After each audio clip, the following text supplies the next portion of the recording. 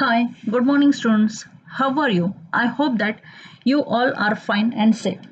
Let us begin with the next part of our chapter on saying please. Till now, we discussed the incident of the liftman and of the passenger. We discussed that there is no punishment for being impolite or for bad manners. The damages caused by being insulted are more than the damages caused by physical violence. We also saw that bad manners cause a chain reaction. आता आपण काय बघितलं कालपर्यंत हे पहिल्यांदा बघूयात. चॅप्टरला पुढे सुरू करण्याच्या अगोदर आपण हे बघितलं की ना एक लिफ्टमॅन जो आहे तो एका पॅसेंजरला बाहेर फेकून देतो लिफ्टच्या का कारण का तो पॅसेंजर त्याचा अपमान करतो. आता आपण हे पण बघितलं की ना अपमानासाठी कुठलाही कायदा नाहीये किंवा इम्पोलाइट बोललं म्हणून कुठलाही कायदा नाहीये, त्याच्या अगेन्स्ट कुठलाही कायदा नाहीये किंवा मग रुडनेससाठी कुठलाही कायदा नाहीये, मग त्याच्यासाठी कुठलीही पनिशमेंट पण नाहीये. आपण हे पण बघितलं की ना जे काही डॅमेजेस कॉज होतात किंवा ज्याला आपण मराठीमध्ये इजा होते मनाला कशाने तर अपमानाने ती खूप जास्त असते एखाद्याला फिजिकली मारण्यापेक्षा ती खूप जास्त असते असं तो ऑथर म्हणतो. आणि आपण हे पण बघितलं की ना जे बॅड मॅनर्स आहेत ते एक प्रकारची चेन रिॲक्शन निर्माण करतात किंवा मग एक प्रकारची साखळी निर्माण करतात. आपण बघितलं की ना एक जण काय करतो, एक जण वरचा जो जो जण आहे तो खालच्याला रागवतो, खालचा त्याच्या खालच्याला रागवतो, खालचा त्याच्या खालच्याला रागवतो. म्हणजे काय करतं, ही एक चेन निर्माण होते आणि त्याच्यामध्ये प्रत्येकाचा दिवस हा तिथं पॉइझन होतो किंवा तिथं तो खराब होतो. इथपर्यंत आपण काल बघितलं होतं. आता आपण त्याच्या पुढे चालू करूयात. We infect the world with our ill humors. Bad manners probably do more to poison the stream of general life than all the crimes in the calendar. For one wife who gets a black eye from an otherwise good natured husband, there are 100 who live a life of martyrdom under the shadow of Moore's temper. But all the same, the law cannot become the guardian of our private manners. No decalogue could cover the vast area of offences, and no court could administer a law which governed our civilities, our speech, the tilt of our eyebrows, and all our moods and manners. Now we will see the meanings of the difficult words first. पहिल्यांदा difficult वर्ड्सचे meanings बघूयात. Infect करणे म्हणजे संसर्गित करणे, दुसऱ्याला संसर्ग pass करणे. इल manners म्हणजे वाईट वागणे की सॉरी इथे इल ह्युमर्स लिहिले म्हणजे वाईट वागणे. नंतर मग to poison stream of general life means to make one's day bad म्हणजे एकाचा दिवस खराब करणे. नंतर मग पुढे आहे crimes in the calendar. Crimes in the calendar म्हणजे वर्षभरामधले जे काही गुन्हे आहेत त्याला क्राईम्स इन द कॅलेंडर म्हटलेलं आहे. ब्लॅक आय, ब्लॅक आय म्हणजे काय तर मारहाण करणे कुणाला तरी, ब्लॅक आय करणे म्हणजे कुणाला तरी मारणे. नंतर मग मार्टिड्रम म्हणजे शहिदाप्रमाणे, मार्टिडम म्हणजे शहिदाप्रमाणे. मोर्स, मोर्स म्हणजे रागीट स्वभाव असणारा किंवा मग तल्लख आपण असं म्हणतो की न विक्षिप्त मनोवृत्ती असणारे जे काही असतात त्यांना मोर्स असं म्हटलेलं आहे. नंतर मग इथे डेकॅलोक असा शब्द आलेला आहे. डेकॅलोक म्हणजे काय 10 कमांडमेंट्स म्हणजे काय बायबलमध्ये जीसस क्राइस्टने 10 कमांडमेंट्स लिहिलेले होते. आता इथे आपण त्याला थोडक्यामध्ये लॉ असं पण म्हणू शकतो किंवा कायदा पण असं म्हणू शकतो. कायद्यामधले जे काही कायदे असतात, कलम असतात ते कलम आपण इथे म्हणू शकतो. आता आपण इंग्लिशमध्ये त्याचा अर्थ बघूयात. According to the author, bad manners are highly infectious. They poison our life more than the entire list of crimes in the court. म्हणजे काय तर तो ऑथर काय म्हणतो की ना बॅड मॅनर्स हे कसे आहेत तर खूपच इन्फेक्शियस आहेत, कॉन्टेजिनियस आहेत, म्हणजे ते एकापासून दुसऱ्याकडे लगेचच पसरतात ऍक्च्युली. म्हणजे आता बघा कोरोना कसं पसरतो एकापासून दुसऱ्याकडे, तसंच हे बॅड मॅनर्स जे आहेत ना ते एकापासून दुसऱ्याकडे पटपट पटपट पसरतं.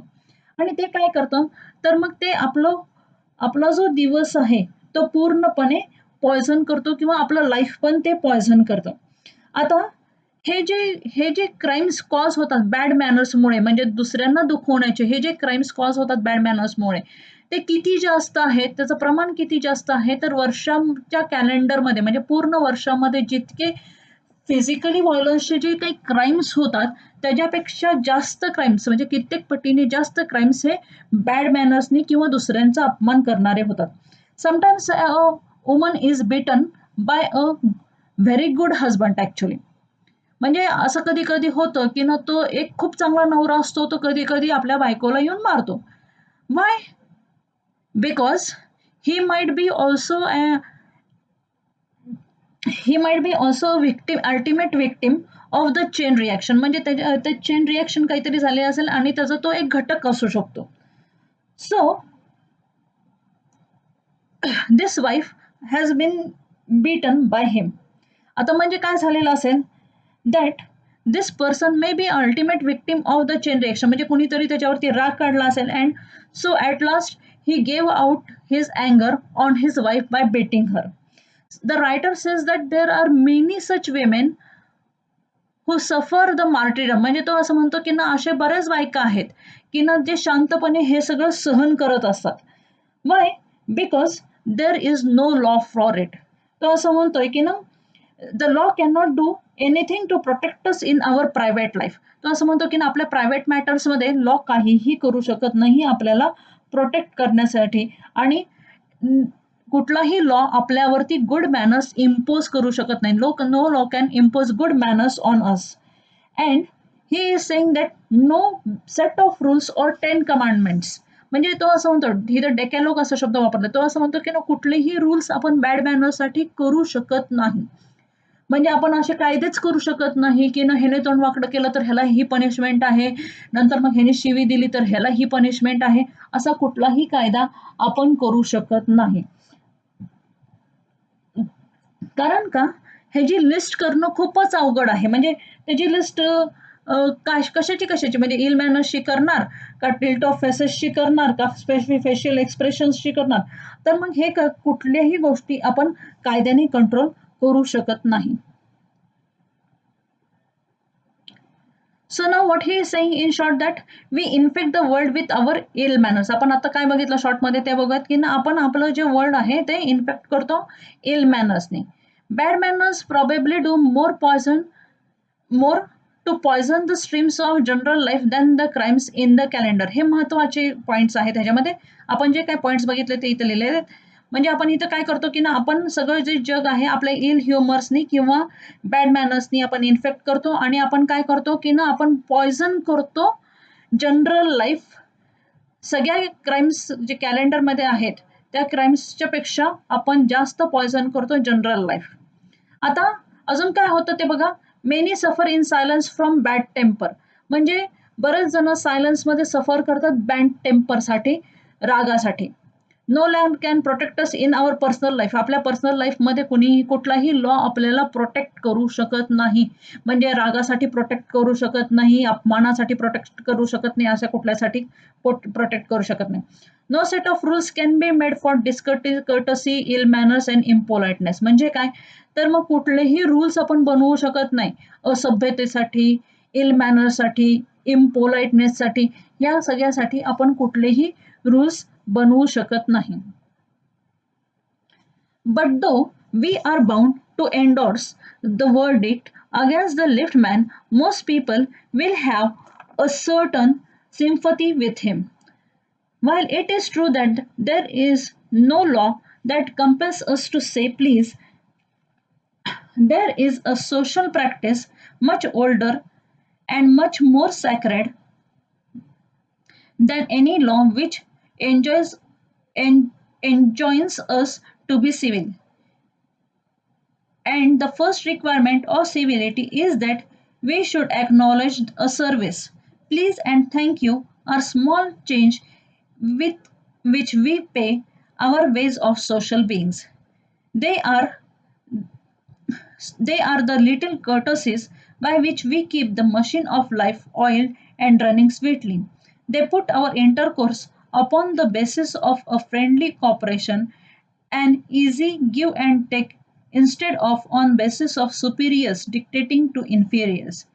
It is a very vulgar mind that would wish to command, where he can have service for asking, and it will and have it with willingness and good feeling instead of resentment. आता आपण अर्थ बघूयात पहिल्यांदा. Endorse. Endorse means to काय, तर support, म्हणजे कोणाला तरी सहाय्य करणे. व्हर्डिक्ट म्हणजे काय, तर लॉ, किंवा ज्याला आपण मराठीमध्ये कायदा असं म्हणतो ते. नंतरचा शब्द आहे कंपेल करणे. कंपेल करणे म्हणजे सक्ती करणे कशाची तरी, किंवा कंपल्सरी करणे. नंतरचा शब्द आहे सॅक्रेड. सॅक्रेड म्हणजे काय, तर पवित्र, किंवा ज्याला इंग्लिशमध्ये आपण होली असं म्हणतो ते. नंतर मग पुढचा शब्द आहे सिव्हिल. सिव्हिल म्हणजे संस्कारित आपण जे म्हणतो ते म्हणजे सिव्हिल. इंटरकोर्स असा शब्द आलाय. इंटरकोर्स म्हणजे इथं त्यांनी अर्थ दिलाय कम्युनिकेशन किंवा कॉन्व्हर्सेशन. आणि रिसेंटमेंट. रिसेंटमेंट म्हणजे काय, तर अँगर. हे आता आपण इथे शब्दाचे अर्थ बघितलेले आहेत. Now we will see the meaning of this in English.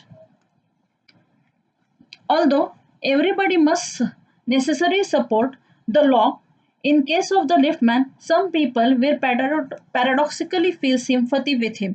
म्हणजे काय होईल की ना, आपण प्रत्येक वेळेस लॉला आपण सहाय्य करणारच आहोत. आपल्याला माहिती आहे की ना त्या लिफ्टमॅनने चुकीचंच केलेलं आहे, पण काही लोक अशी असतील की ना त्यांची सिम्पथी, त्यांची दया असेल त्या लिफ्टमॅन बद्दल, त्यांना वाईट वाटेल त्या लिफ्टमॅनसाठी. Just because law cannot make it compulsory to use expressions such as please or thank you, it does not mean that we can throw away our old customs which are more sacred than law. What here the author says is that की ना कायदा जरी आपल्याला compulsory करू शकत नसेल की ना प्लीज किंवा थँक्यू म्हणण्यासाठी, तरी पण सॉरी तरी पण आपण आपले जे काही जुने कस्टम्स आहेत ते आपण फेकू शकत नाही. आता हे प्लीज आणि थँक्यू आपण कशासाठी म्हणतो ते बघा. तर मग प्लीज आणि thank you we say for acknowledging someone service, म्हणजे कुणीतरी आपल्याला काहीतरी सर्व्हिस दिलेली आहे त्याचं एक्नॉलेजमेंट देण्यासाठी आपण प्लीज आणि थँक्यू म्हणतो. One such custom of the civilized person is what, to acknowledge the importance of the service provided. Means what we should do, we should acknowledge the importance of the service provider. आपल्याला माहित असलं पाहिजे की ना आपल्याला जी काही service दिलेली आहे, म्हणजे त्याचं जरी कर्तव्य असेल ती सर्व्हिस देण्यासाठी, तरी पण ती आपल्याला त्यांनी चांगली पद्धतीने दिलेली आहे, म्हणून प्लीज आणि थँक्यू म्हणणं आपण खूप गरजेचं आहे. And here the gardener says that please and thank you are small coins which we play in our journey through the life as a civilized human beings living in a civilized society. तो असं म्हणतो की ना please आणि thank you हे काय आहे, तर एक स्मॉल कॉइन्स आहेत. आपण जे पे करतो, आपण सिव्हिलाइज सोसायटीमध्ये राहतो, एका सभ्य सोसायटीमध्ये राहतो, त्या सभ्य सोसायटीमध्ये आपण प्लीज आणि थँक्यू सारखे कॉइन्स पे करतो असं तो म्हणतोय. This courtesies allows us to live in the society without any friction. म्हणजे हे काय करतात की ना, हे जे शब्द आहेत ते आपल्याला कशासाठी हेल्प करतात, तर आपण आपल्या सोसायटीमध्ये, आपल्या समाजामध्ये कुठल्याही फ्रिक्शनच्या शिवाय म्हणजे कुठल्याही भांडणाशिवाय, रागाशिवाय राहू शकतो, ह्याच्यासाठी ते मदत करतात actually. Now he is comparing this courtesies with the oil of the machine. म्हणजे काय करतोय हे इथं की ना, हे जे कर्टसीज आहेत ते मशीनच्या ऑइलशी कम्पेअर करतोय. They work in a similar way as the oil works for the machine. This oil helps the machine to run smoothly.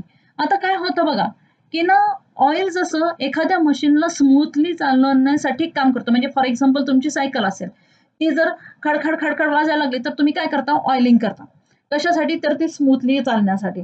तर मग प्लीज आणि थँक्यू हे असेच कर्टसीचे शब्द आहेत जे आपलं आयुष्य हे स्वीटली घालवण्यासाठी किंवा स्मूथली घालवण्यासाठी आपल्याला मदत करतात. Besides these words helps our conversation on the basis of cooperation between human beings, friendliness and goodwill between them, instead of dividing us into superiors who order and inferiors who are ordered. म्हणजे बऱ्याच वेळा काय होतं की ना, हे जे words आहेत हे कशासाठी हेल्प करतात, तर आपलं जे कॉन्व्हर्सेशन आहे एकमेकांमधलं, जे काही संभाषण आहे ते कशाच्या बेसिसवरती असावं, तर फ्रेंडलीनेसच्या बेसिसवरती असावं, नाहीतर मग गुडविलच्या बेसिसवरती असावं. नाहीतर मग काय होईल, प्रत्येक वेळी जो सुपिरियर आहे तो इन्फिरियरला ऑर्डरच देत जाईल आणि तो जो इन्फिरियर आहे तो ऑर्डर पाळत जाईल. म्हणजे सुपिरियर आणि इन्फिरियर्स मध्ये हा जो समाज आहे तो डिव्हाइड करण्यापेक्षा हा जो समाज आहे तो गुडविल मध्ये, फ्रेंडलीनेस मध्ये कन्वर्ट करण्याचं काम हे जे वर्ड्स आहेत ते करतात. The author says that a very rude person, only a very rude person will order a service which he can get merely by asking. तो काय म्हणतोय की ना, एखादी सर्व्हिस जर आपल्याला फक्त विचारून जर मिळत असेल, फक्त प्लीज अशा शब्दांनी जर एखादी सर्व्हिस आपल्याला मिळत असेल, तर मग एखादा खूपच इम्पोलाइट माणूस असेल की ना जो ऑर्डर करणार. फॉर एक्झाम्पल, मला जर पुस्तक पाहिजे आणि मी तुम्हाला म्हटलं की ना please give me a book, तर मग ही गोष्ट वेगळी आहे, तुम्हाला पण द्यावंसं वाटेल. पण जर मी तुम्हाला ऑर्डर सोडली, ए पुस्तक दे रे, मग तुम्हाला पण कसं तरी वाटेल. म्हणजे तुम्ही काम करणार नाही असं नाही, means it doesn't mean that the person will not do his work. The person will do his work, but the request will provide the service with the heart. म्हणजे काय होईल, तर तो पर्सन जो आहे तो त्या माणसाचं काम करेलच करेल, पण जर ऑर्डर दिली तर तो कसं करेल, he will do the work with अँगर और इरिटेशन. म्हणजे जर त्याला ऑर्डर दिली तर तो खूप रागाने काम करेल. But if you are requesting the person to do your work, he will do it willingly, he will do it by his heart. We will see the points. Please and thank you are small changes which pave our way as social beings. आपण काय बघितलं, तर please आणि thank you हे small changes आहेत. म्हणजे for example काय बघितलं आपण की ना, जर सपोज आपण दुकानात गेलो आणि दुकानात गेल्यानंतर आपण काय करतो की ना, एखादी वस्तू आपण विकत घेतो आणि विकत घेतल्यानंतर त्याला पैसे देतो. तर मग हे कसं आहे की ना, आपलं सोशल बिईंग्स म्हणून, एक सामाजिक घटक म्हणून आपला जो वे आहे, आयुष्याचा जो वे आहे तो स्मूथ करण्यासाठी प्लीज आणि थँक्यू हे शब्द खूप महत्वाचे आहेत. आणि हे कटसी जे आहेत ते काय करतात, आपलं जे मशीन आहे म्हणजे आपल्या आयुष्याची लाईफची जर्नी जी आहे ती जर्नी स्वीटली रन करण्यासाठी मदत करतात. Now here he is giving an example of a polite conductor. तो एका पोलाइट कंडक्टरचं तो इथे एक्झाम्पल देतोय. First I will read whole example, then I am going to explain the example in short. I would like to feature in this connection my friend the polite conductor. By this discriminating title, I do not intend to suggest a rebuke to conductors generally. On contrary, I am disposed to think that these are few classes of men who come through the ordeal of very trying, calling, better than bus conductors do. Here and there you will meet an unpleasant specimen who regards the passengers as his general enemies, as creatures whose chief purpose on the bus is to cheat him, and only be reasonable who can only be kept reasonably honest by a loud voice and aggressive manner. But this type is rarer than it used to be. I fancy the public owes much to the Underground Railway Company, which also runs the buses, for insisting on a certain standard of civility in its servants and taking care that that standard is observed. In doing this, it not only makes the things pleasant for the traveling public but performs an important social service. Now let us see the meaning of difficult words in this passage. Discriminating म्हणजे discriminating म्हणजे वेगळं करणे, म्हणजे त्याला बाकीच्यांपासून वेगळं करणे.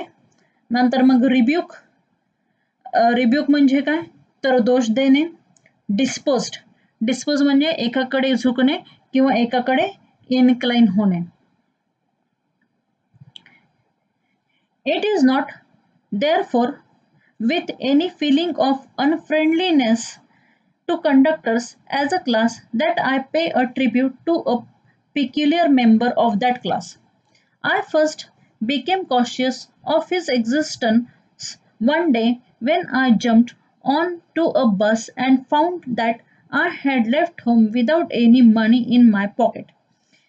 Everyone has had the experience and knows the feeling, the mixed feeling, which the discovery arouses. You are annoyed because you look like a fool at the best and like a knave at the worst. You would not be at all surprised if the conductor eyed you coldly as much as to say, "Yes, I know that stale old trick. Now then, off you get."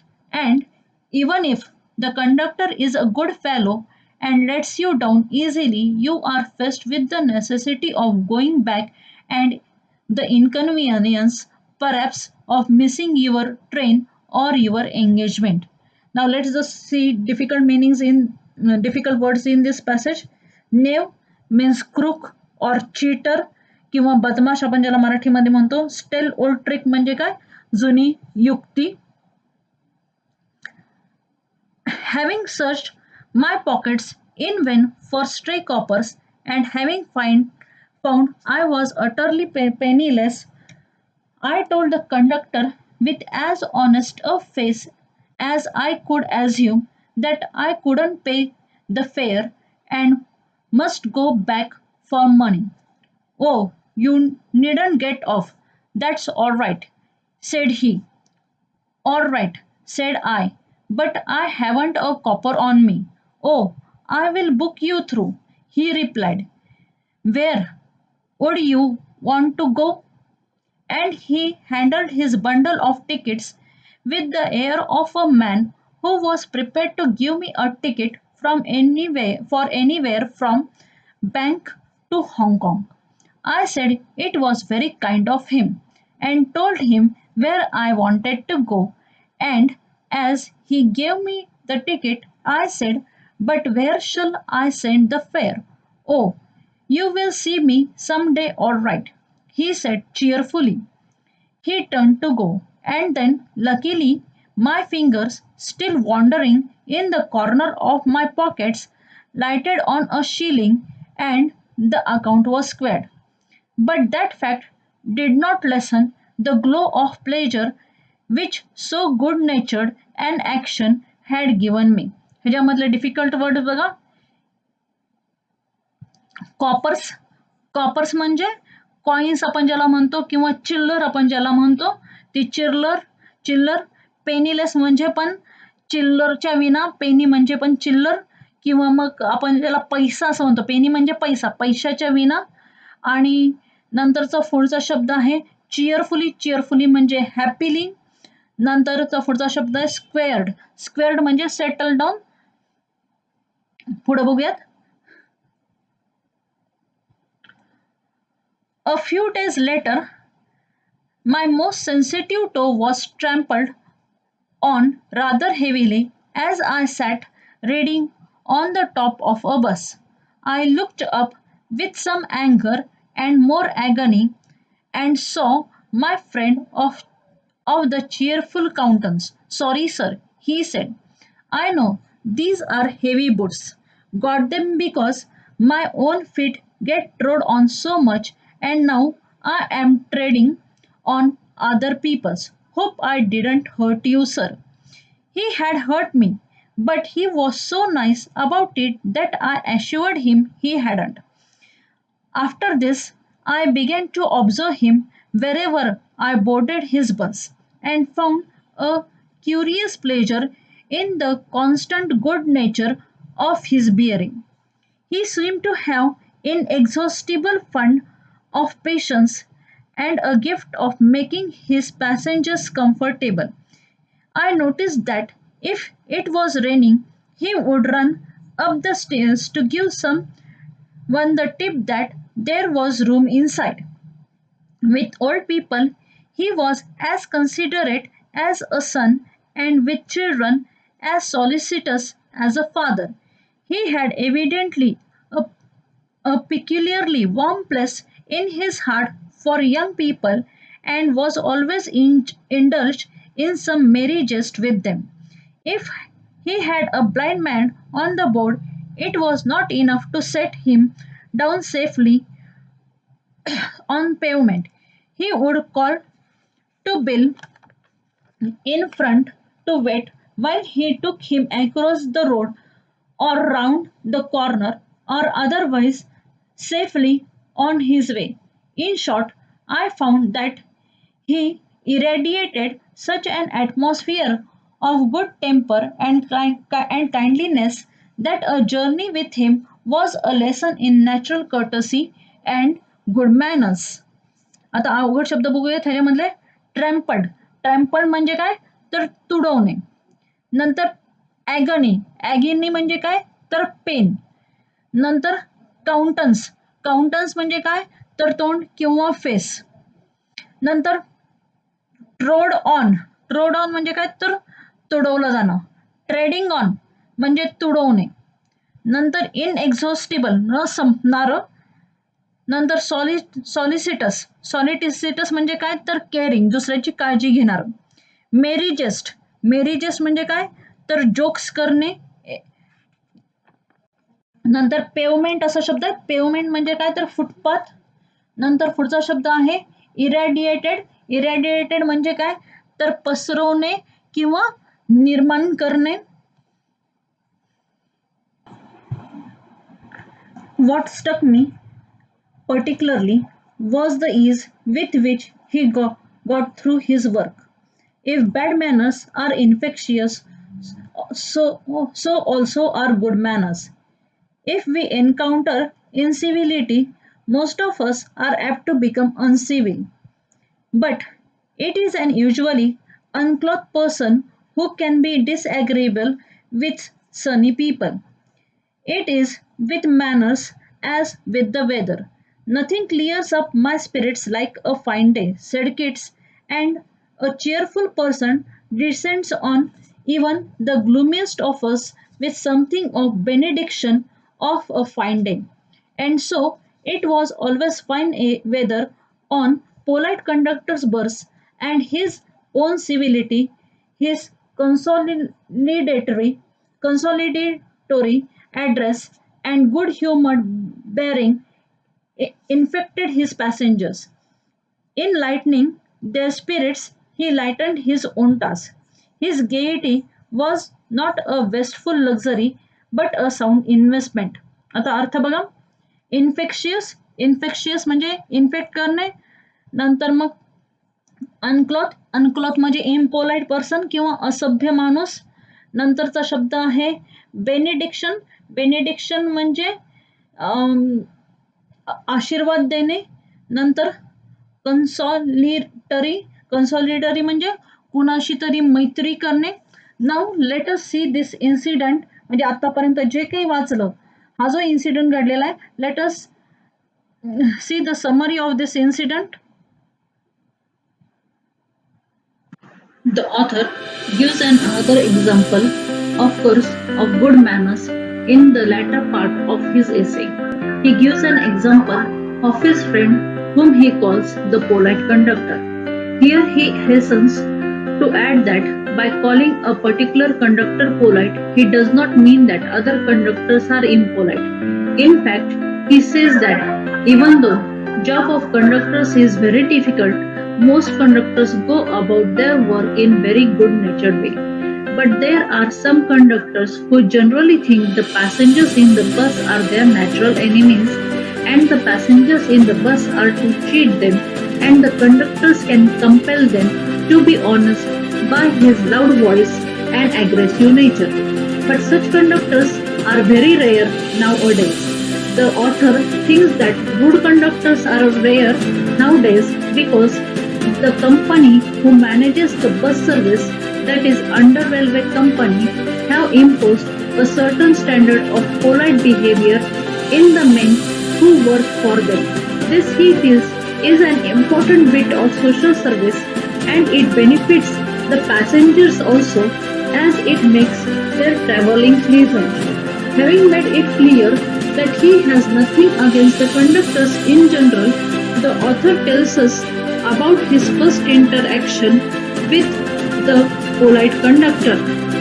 It happened one day when he got into the bus without realizing that he had left home without any money in his pocket. The author says that this is common experience to most people and they will understand the feeling such a situation will arise. One feels either like a fool or crook. One almost expects the conductor to look at him suspiciously and imply that this is a common trick played by crooks or cheaters and would ask the author to get off the bus. And even if the conductor is very kind and believes him, he still has to go home back for his wallet or money and would waste a lot of time and would not be able to do what he had set out to do. The author searched for the coins in his pocket and he found out that he was penniless. He told the conductor he must go home to fetch some money. At this, the conductor tells him that he does not need to get down the bus. The conductor took out the bundle of tickets and offered the author a ticket to the place wherever the author wished to go. The author told the destination and the conductor gave a ticket to the author.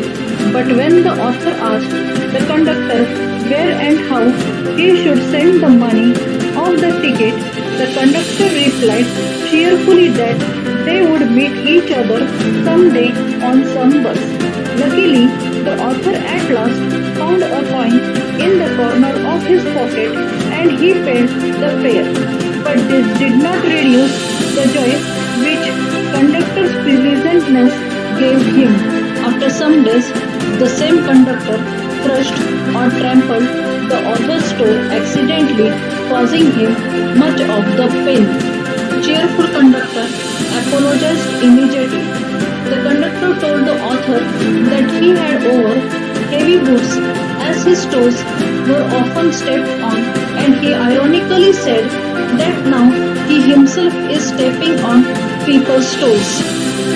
The conductor asked the author if he was hurt, but the author gave a negative reply, even though he was hurt very badly.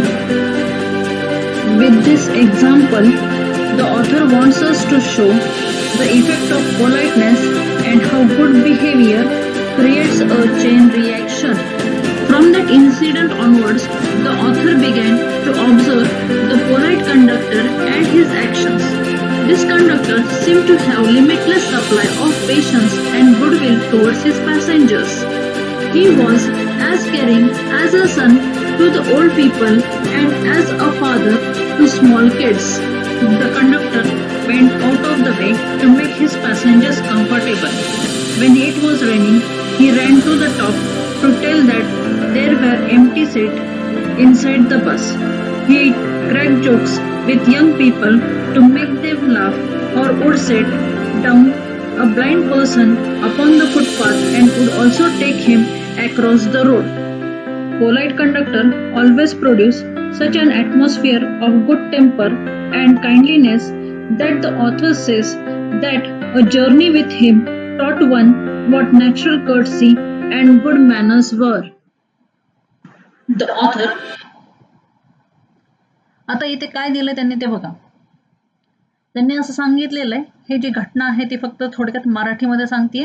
Now what this author says, author काय सांगतो ते बघा की ना, तो एका कंडक्टरचं इथे example देतोय. तो इथे सांगतोय की ना तो पोलाइट कंडक्टर आहे.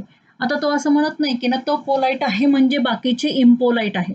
तो असं बेसिकली असं म्हणतोय की ना जरी मी एका कंडक्टरला पोलाइट म्हणत असेल तरी सुद्धा हे जे बाकीचे जे कंडक्टर्स आहेत ते सुद्धा त्यांचा जॉब खूप चांगलेपणे करतात.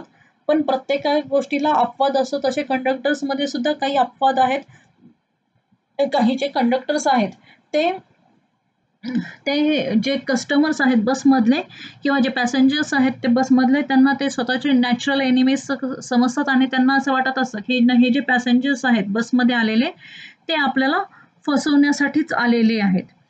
पण तो असं सांगतो की ना बाकी बरेचसे कंडक्टर्स आता त्यांचा जॉब खूप प्रामाणिकपणे आणि खूप चांगल्या पद्धतीने करतात. आणि तो आता एक्झाम्पल सांगतोय या पोलाइट कंडक्टरचं. तो असं सांगतोय की ना हा जो पोलाइट कंडक्टर आहे त्याच्या अक्रॉस ते कसे आले, तर मग तो सांगतो की ना एकदा ते जे ऑथर आहेत ते बसमध्ये चढले आणि त्यांनी असं बघितलं की ना त्यांच्या खिशामध्ये एकही पैसा नाहीये. त्यांना असं कळालं की ना त्यांचे जे पर्स आहे किंवा ज्यांचा जो वॉलेट आहे त्याला तुम्ही पाकीट असं म्हणतात, ते पाकीट ते घरीच विसरून आलेले आहेत आणि त्यांच्याजवळ आता पैसे नाहीयेत. पण त्यांना जायचं तरी होतं. पण आता त्यांनी त्या कंडक्टरकडे बघितलं आणि त्यांना असं वाटलं, की ना हा कंडक्टर आता आपल्याला चीटर समजणार आहे. म्हणजे तो असं समजेल, की ना हे मला माहिती आहे, की ना ही जुनीच ट्रिक आहे. सगळेजण हीच ट्रिक वापरतात जर त्यांना कंडक्टरला चीट करायचं असेल. आणि जरी तो कंडक्टर चांगला असेल, तरी सुद्धा नॅचरली ह्या ऑथरला खाली उतरावंच लागणार आहे. कारण का त्याच्याकडे आता पैसे नाहीयेत तिकिटासाठी. आणि ज्यावेळेस तो कंडक्टर येतो त्यांना विचारायला तिकीट, त्यावेळेस ते खूप प्रामाणिकपणे सांगतात, की ना माझ्याकडे आता पैसे नाहीयेत, मी पैसे विसरलेलो आहे. तर मग तो म्हणतो, की ना काही उतरण्याची काही गरज नाहीये, मी तुम्हाला जिथं पाहिजे तिथं जाण्याचं तिकीट देतो. ज्यावेळेस ऑथर त्याला विचारतात, की ना मी तुम्हाला हे तिकिटाचे पैसे कुठे पाठवू आणि कसे पाठवू? तर मग तो जो कंडक्टर आहे तो काय रिप्लाय देतो, तर तो सांगतो, की ना तुम्ही मला कुठं ना कुठेतरी नक्कीच कुठल्या ना कुठल्यातरी बसवरती भेटा. पण ज्यावेळेस ऑथर अजून त्यांचे खिसे सर्च करत असतात, त्यावेळेस त्यांना कोपऱ्यामध्ये कुठेतरी काही कॉइन्स मिळतात आणि त्यांचा तो हिशोब ते तिथं सेटल करतात. आता काही दिवसांनी ज्यावेळेस ऑथर एका बसमध्ये बसलेले असतात आणि ते रीड करत असतात, तर कुणाच्या तरी पायाखाली त्यांचा पाय तुडवला जातो. आता तिथं त्यांचा पाय दुखवला जातो. ते वरती बघतात. त्यांना राग पण आलेला असतो, तो पाय दुखत पण असतो. या दोन्ही भावनेने ते वरती बघतात, तर त्यांच्या समोर कोणाचा चेहरा येतो, तर ह्या पोलाइट कंडक्टरचा. हा पोलाइट कंडक्टर हसत काय म्हणतो ते बघा. त्याचा चीअरफुल फेस आहे आणि तो असं म्हणतो, की ना सॉरी म्हणतोय आणि तो असं सांगतोय, की ना मी जरा हेवी बूट्स घालतो, कारण का माझे पाय दुसरे तुडवतात. पण आता तो म्हणतो, की ना मीच तुमचे पाय तुडवले गेले चुकून. तर तो विचारतो, की ना तुम्ही हर्ट आहे की नाही? आणि मग तुम्हाला लागलंय का? असं तो विचारतो आणि असं विचारल्यानंतर जरी त्या ऑथरला लागलं होतं, जरी त्या लेखकाला लागलं होतं, तरी पण तो नकार देतो. हे काय सांगितलेलं आहे? त्यांनी चेन रिएक्शन सांगितलेली आहे गुड मॅनर्सची. आता तो जो ऑथर आहे तो काय करतोय, तो आता इथून पुढं त्या कंडक्टरकडे सारखा लक्ष ठेवून आहे. म्हणजे तो कंडक्टर कसा वागतो ह्याच्याकडे तो सारखा लक्ष ठेवून आहे.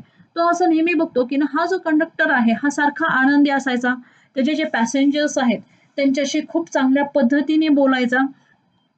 त्यांच्याशी खूप नम्रपणे बोलायचा. जर म्हातारी लोकं असतील, तर मग त्यांच्याशी तो मुलासारखा असायचा किंवा जर लहान मुलं असतील, तर त्यांच्याशी तो वडिलांसारखा बोलायचा किंवा मग असं पण होतं, की ना जर सपोज वरती म्हणजे डबल डेकर बस होती, तर डबल डेकर बसचा हा कंडक्टर होता. तर मग वरती जर पाऊस पडत असेल आणि पाणी जर वरनं खाली येत असेल तिथं वरच्या वरच्या मजल्यावरती, तर मग तो वरती जाऊन पळत जाऊन सांगायचा, की ना खालच्या साईडला रूम आहे तिथे जाऊन बसायचा. म्हणजे इतकी केअर तो ॲक्चुअली त्याच्या पॅसेंजर्सची घेत होता. अजून तो जे काही तरुण लोकं आहेत त्यांच्याबरोबर जोक करायचा, त्यांना त्यांना आनंद द्यायचा. नंतर मग जर सपोज एखादा आंधळा माणूस त्याच्या बसमध्ये चढलेला आहे, तर मग तो नुसता आंधळ्या माणसाला नुसतं बसमधून खाली उतरवत नव्हता. तर त्याला रोड क्रॉस करायचा असेल, तर त्याला रोड क्रॉस करून द्यायचा. त्याला त्याचा पाथ जो आहे, त्याचा जो वे आहे, जिथं तो जाणार आहे, त्या वेवरती पण तो जाऊन द्यायचा. म्हणजे हे सगळ्या गोष्टी तो कंडक्टर त्यांच्यासाठी करायचा आणि तो नेहमी आनंदी असायचा. आता इथे ऑथर पण असं म्हणतो, की ना जसे बॅड मॅनर्स इन्फेक्शियस असतात, तसे गुड मॅनर्स पण इन्फेक्शियस असतात. जर आपण एखाद्या अनसिव्हिल पर्सनशी भेटलो, तर तरी पण आपण पण अनसिव्हिल होतो. म्हणजे फॉर एक्झाम्पल जर आपल्याला एखाद्याने शिवी दिली, तर आपण पण त्याला शिवी देतो. तसंच आपण पण अनसिव्हिल होतो. पण जर सपोज आपल्याशी एखादा जण खूप चांगलं बोलत असेल, तर एखादा खूपच वाईट माणूस असेल किंवा असभ्य माणूस असेल, की ना जो त्या चांगल्या माणसाशी वाईट बोलेल. आता तो असं म्हणतो, की ना हे जे मॅनर्स आहेत, हे मॅनर्स कशासारखे आहेत? ना what author is saying here, how are these manners actually? These manners are actually like the weather. तो ऑथर काय सांगतो इथे, की ना हे जे मॅनर्स आहेत हे कशासारखे आहेत? तर वेदर सारखे आहेत. Now what he is saying here, की ना if the weather is sunny and bright, then we are also very bright. And if the weather is dull then we also feel dull. म्हणजे असं बऱ्याच वेळा होतं बघा की ना, जर सपोज वेदर जे आहे, जर वातावरण जे आहे ते खूपच घाणेरडं पडलेलं असेल तर आपण असं म्हणतो की ना किती डल वातावरण आहे, मला सुद्धा झोप येते. आणि जर सपोज वेदर खूप ब्राईट असेल, खूप छान असेल, तर आपल्याला सुद्धा चांगलं वाटतं. Now here he is giving the example of John Keats. John Keats नावाचा एक इंग्लिश लेखक आहे आणि तो काय म्हणायचा बघा. तो असं म्हणायचा, nothing clears up my spirits like a fine day. तो असं म्हणायचा की ना, त्याला त्याला कधी चीअरफुल फील व्हायचं, ज्यावेळेस वेदर ज्यावेळेस चांगलं आहे त्यावेळेस त्याला चीअरफुल फील व्हायचं. म्हणजे त्याला खूप आनंद कधी व्हायचा, ज्यावेळेस वेदर हा खूप चांगला आहे त्यावेळेस त्या जॉन किट्सला खूप आनंद व्हायचा. नाव the author says that the person comes like a blessing to even a sad person. तो ऑथर काय म्हणतोय ते बघा. तो ऑथर असं म्हणतोय की ना, हा जो चीअरफुल पर्सन आहे तो पर्सन कसा येतो एखाद्या माणसाकडे, एखाद्या सॅड पर्सनकडे, तर तो चीअरफुल पर्सन ब्लेसिंग सारखा असतो. म्हणजे तो काय करेल, तो त्या सॅड पर्सनला सुद्धा आनंद देऊन जाणारा हा चीअरफुल पर्सन असेल. But if a person is not cheerful, म्हणजे तो एखादा माणूस जर वैतागलेला असेल तर तो तो जो वैताग आहे तो त्या दुसऱ्या माणसावरती पास करेल. Now what happens as a result of his cheerfulness, the weather in the bus of this conductor is also very cheerful. म्हणजे आता हा जो स्वभाव कसा होता, त्याचा स्वभाव cheerful होता आणि म्हणून हा जो आहे, हे त्याचं जे वातावरण आहे, त्याच्या बसमधलं जे वातावरण आहे ह्या बस कंडक्टरच्या, ते पण खूप cheerful असायचं.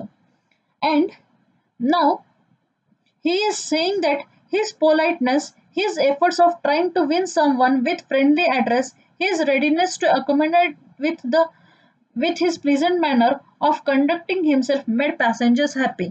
आता तो पॅसेंजर्सला हॅपी करायचा. आता हॅपी कसं करायचं हे आपण बघितलं. तो हॅपी कसं करायचा, तर मग तो फ्रेंडली वागायचा त्यांच्याशी, फ्रेंडली बोलायचा, मग तो प्लीझंट मॅनर्सनी बोलायचा आणि मग तो जो स्वतःला ज्या पद्धतीने पुटअप करायचा त्याच्यामुळे काय व्हायचं, तर ते पॅसेंजर्स खूप आनंदी व्हायचे. Now this was not a waste of time at all. तो ऑथर काय म्हणतो की ना, हे असं वागून तो वेस्ट ऑफ टाइम अजिबात करत नव्हता. Why? Because it was a very good investment for him. मग काय व्हायचं, मग त्यांची जी आहे ती त्याच्यासाठी खूप चांगली इन्व्हेस्टमेंट होते. का चांगली इन्व्हेस्टमेंट होते? कारण का त्याच्या बसमधलं जे वातावरण होतं, त्याच्या पॅसेंजर्सचं जे वातावरण होतं, तो पॅसेंजर्सचा जो मूड होता तो खूप पूर्णपणे चांगला असायचा. मग त्याच्या बसमध्ये कधी भांडणं झाली नाहीत, कधी त्याच्या विरुद्ध तक्रारी झाल्या नाहीत, कधी काही झालं नाही. म्हणजे आज आपण काय बघितलं हे बघूयात. आपण काय बघितलं की ना, जसं बॅड मॅनर्सची जशी चेन रिॲक्शन असते, तशी गुड मॅनर्सची पण चेन रिॲक्शन असते. हे आपण आत्ता बघितलेलं आहे ह्या लेसनमध्ये with the help of the example of the conductor. आणि आपण हे पण बघितलं की ना, हे जे गुड मॅनर्स आहेत, हे गुड मॅनर्स कशाचं काम करतात, तर आपली जी जर्नी आहे ती स्मूथ करण्याचं काम करतात. म्हणजे लाईफमधली जी जर्नी आहे ती स्मूथ करण्याचं काम हे गुड मॅनर्स आपले करत असतात.